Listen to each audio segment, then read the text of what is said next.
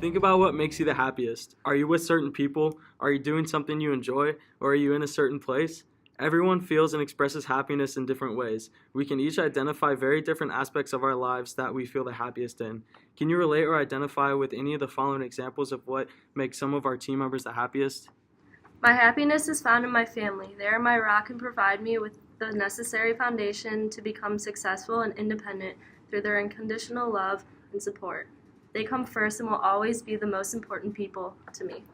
One of the happiest moments I can remember is when my basketball team beat our biggest rival. The achievements I have accomplished throughout my basketball career are what bring me such purpose and joy, and the friendships and connections I have made with my teammates along the way will stay with me forever. For me, my dog Cassie brings me the greatest joy. Her unconditional love and excitement transfers over to me when I see her. No matter how happy, stressed, or upset I am, I see her and instantly am able to put everything into perspective. That strong relationship I've built with her makes good days become the best days and bad days become much better days.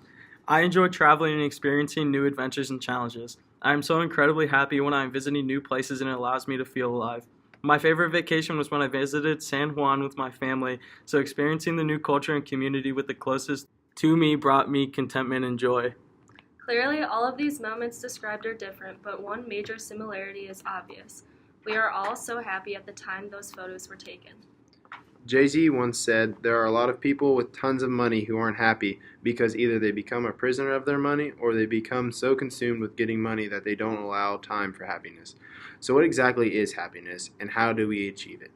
We define happiness as when one experiences joy, contentment, and a positive outlook coupled with the recognition and pursuit of seeing their life as meaningful and purposeful. Psychologist Martin Seligman identifies that people are happiest when they have these 5 things in their lives. First is pleasure, or anything that pleases one of your 5 senses. Examples of this could be eating comfort food or family recipes and a warm bed. Second is engagement or flow, or the experiences of doing an activity that you enjoy and challenges you. Examples of this could be playing a sport you love or practicing for a big recital. Third is relationships or strong social ties. This could be with your parents, friends, significant other, and others as well. Next is the meaning or belonging to something that is bigger than yourself. Being involved in a team, work group, or an organization can all be examples of things that bring people a sense of purpose. According to Albert Einstein, if you want to live a happy life, tie it to a goal, not to people or objects. This ties in with Seligman's last thing we need in our lives for happiness: accomplishment. Happiness comes when you achieve your goals, like doing well on a test you studied hard for, winning a big game, or getting your dream job. Overall, Seligman suggests that in order to achieve long-term happiness in life, we need to see ourselves as having a purpose and making a difference in others' lives. The sense of purpose and achievement encourages people to embrace that joy and positive outlook. We looked at 5 TED Talks about happiness to help our argument and develop strategies that can be used to achieve that ultimate goal of happiness. Dan Gilbert posed a scenario. If you were faced with 2 situations, winning the lottery or losing both your legs, which would you prefer? Seems like a simple question, but evidence shows that 1 year after either winning the lottery or becoming paraplegic, both groups are equally happy with their lives. Shockingly, research suggests that people have a psychological immune system where we are able to synthesize happiness and change our view of the world to allow ourselves to feel better.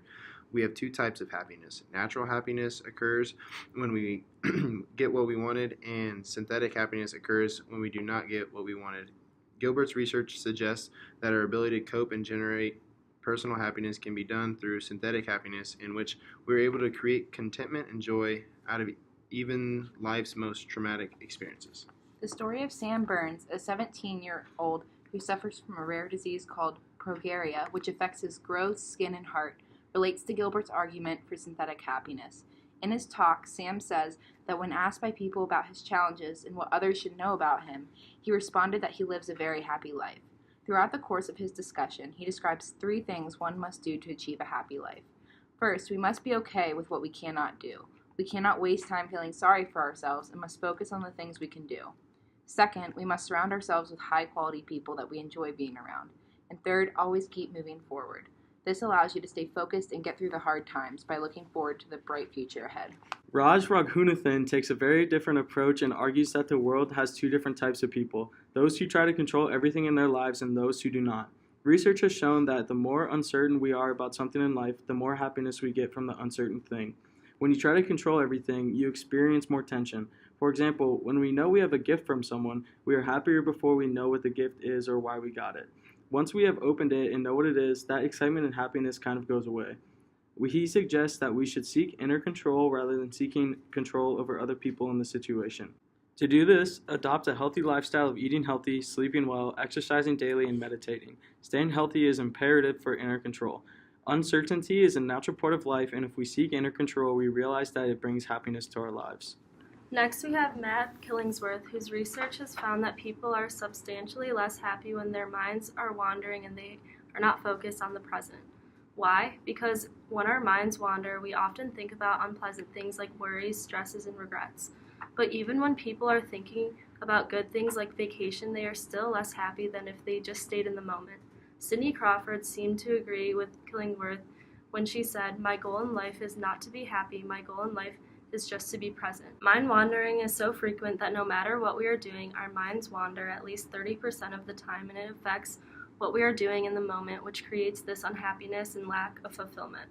We need to focus more on the moment because, as people always say, we only live once, and we need to enjoy every moment.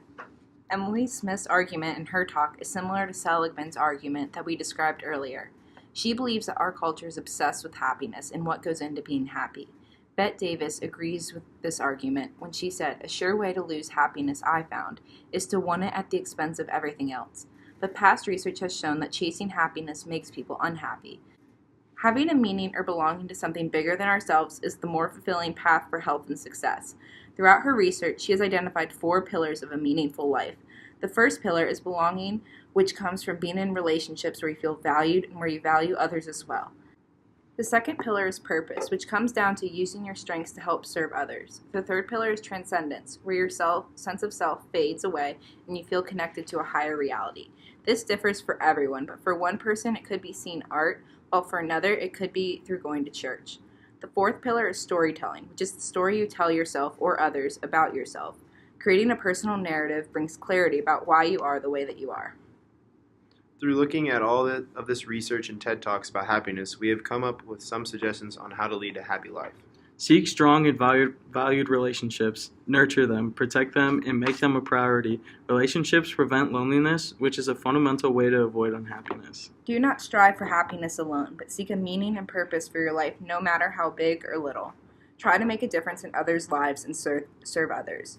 George Lucas said, "The best way to pursue happiness is to help other people. Nothing else will make you happier." This sense of achievement and purpose will not only allow you to be a part of something bigger than yourself, but will allow you to lead a happier life. Recognize that life has its ups and downs. It is unavoidable. Life is uncertain, so focus on you and not controlling others. Lead a healthy life by whatever makes you happiest. And focus on your inner control that not only brings peace, but a happier everyday life. Happiness is a very broad concept to wrap our heads around, but if we take these strategies and try to slowly use them and recognize them in everyday life, we will not only feel happy ourselves, but will spread it to others around us as well.